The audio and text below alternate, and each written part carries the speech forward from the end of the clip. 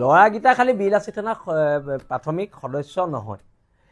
এই কথাটো ময়ো অলপ আগতেহে গম পাইছোঁ, যিহেতু মোৰ এইকেইদিন মই কোনো ধৰণৰ ছ'চিয়েল মিডিয়া বা ক'তো মই যোগাযোগত নাছিলোঁ মোৰ অপাৰেশ্যনৰ বাবে। সেইকাৰণে কিন্তু মই যিমান দূৰলৈকে প্ৰশাসনিক সচিব হিচাপে মই যিমান দূৰলৈকে খবৰ উলিয়াইছোঁ, থানাত সোমাই থকা এটা ডকাইতো বিলাসী থানা অসমৰ সদস্য নহয়।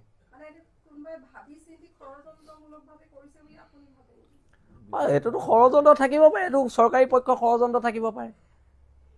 আমিতো ৰাজনৈতিক খেলৰ পাখাৰ বলি হৈছোঁ, শকুনি কোন ধৰিবই পৰা নাই। শকুনিয়ে ক'ৰ পৰা পাখা পেলাই আছে আমি ধৰিব পৰা নাই।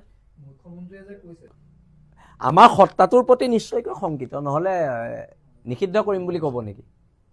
আজিলৈকে অসমৰ ইতিহাসত কোনোবা এটা সংগঠনক নিষিদ্ধ কৰিম বুলি, আলফা বাৰ সশস্ত্ৰ সংগঠন এইটো এটা বেলেগ বস্তু, কিন্তু এটা জাতীয় সংগঠনক নিষিদ্ধ কৰিম বুলি প্ৰথম কৈছে, আৰু তাৰ কাৰণে আমি গৰ্ব কৰিছোঁ যে বিলাসী থানা এইটো শক্তি আছে, যে বিলাসী থানালে চৰকাৰ সদায় কষ্টমান। স্থিতিবিলাক কোনে স্পষ্ট কৰিব? অসমৰ যিজন মূল মানুহ মুখ্যমন্ত্ৰী স্পষ্ট কৰিব। তেওঁ কৈ গৈছিলে কেইদিনমান আগত যে বীৰ লাচিত সেনাৰ প্ৰত্যেক সৈনিকৰ গাত লাচিতৰ তেজ আছে, আৰু সেই বক্তব্যটো অন ৰেকৰ্ড আছে। আৰু আমিও ভাবিছোঁ তেওঁকো কোনোবাই ভুল পথেৰে পৰিচালিত কৰিছে। মই কৈছোঁ নহয়, খেলৰ শকুনি কোন গমেই পোৱা নাই, কিন্তু মহাভাৰত হৈ আছে।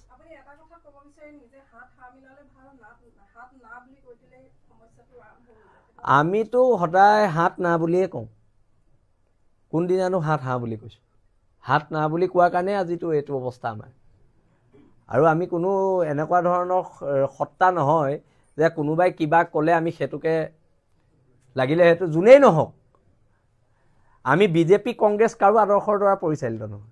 আমি খিলঞ্জীয়া সত্তাটোৰ স্বাভিমানটো কেনেকৈ জীয়াই ৰাখিব পাৰি, খিলঞ্জীয়া মানুহে কেনেকৈ মূৰ তুলি জীয়াই থাকিব পাৰে, আৰু সেই খিলঞ্জীয়া মানুহ মূৰ তুলি জীয়াই থকাৰ ক্ষেত্ৰত চৰকাৰে যিমান কৈছে আমিও সিমানে কৈছোঁ।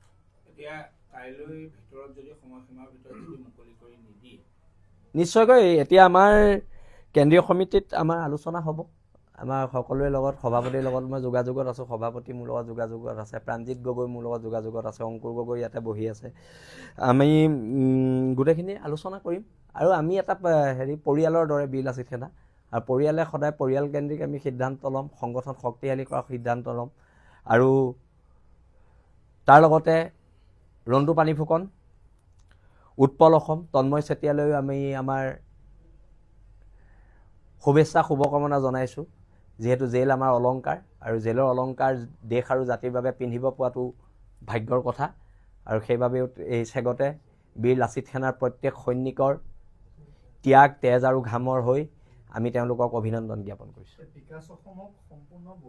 এইটো তদন্ত হ'ব, তদন্ত কমিটিয়ে যিটো ৰিপৰ্ট দিব সেই ৰিপৰ্টৰ ওপৰত আমি নিৰীক্ষণ কৰিম।